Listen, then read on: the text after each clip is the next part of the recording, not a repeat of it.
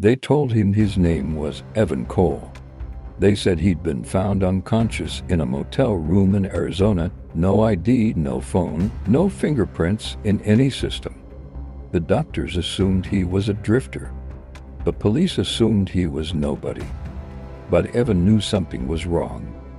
Because when he looked in the mirror, he saw a man with eyes that had seen too much.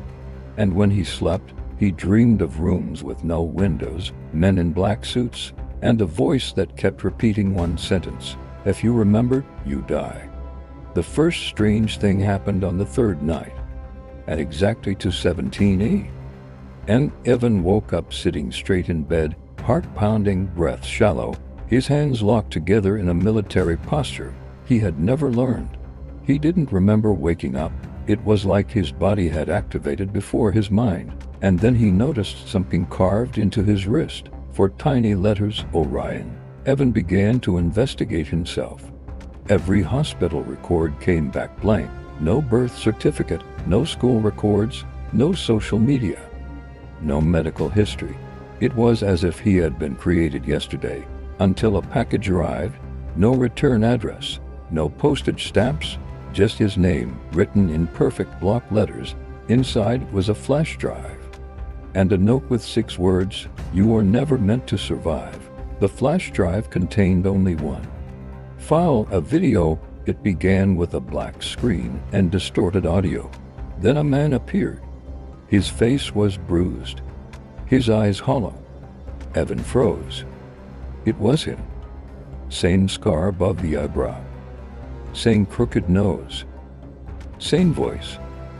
The man leaned close to the camera and whispered, "If you're watching this, the reset failed. They tried to erase us. You were part of Project Orion. So was I. So were 12 others. We were trained to become ghosts, deep cover operatives with fabricated identities, designed to vanish after each mission." Evan felt his chest tighten. The man continued, "They taught us how to forget, chemical memory suppression, hypnotic triggers, psychological fragmentation. Every mission ended with a controlled wipe. No memories, no evidence, no conscience, a pause, but something went wrong." According to the video, Project Orion was designed to create perfect intelligence operatives, not just spies, human weapons, agents who could blend into any culture, adopt any identity, speak any language, and carry out missions that officially never existed. Assassinations, government destabilizations, corporate sabotage, psychological warfare. The agents were whacked after every operation and given no lives, no memory, no emotional residue, no trauma. Perfect obedience, until Evan, in the video. The man explained that Evan had begun remembering fragments between resets, faces, locations, kill orders. And instead of reporting it, he started hiding evidence, data fragments, audio recordings, names, proof that Project Orion existed. When the CIA discovered this, they activated Protocol Black Silence. Every Orion agent was ordered to be erased, not terminated. Erased, their identities deleted, their biometric records destroyed, their memories chemically burned, and if that failed, permanent removal. Evan's hands were shaking. At the end of the video, the man said one last thing: "They will find you. Not because they know where you are, but because your body will lead them to you." They programmed US triggers, habits, reflexes. You are a tracking device made of flesh. The screen went black. That night, Evan tested something. He stared at a wall and said out loud, "Orion override." His body moved before he could think.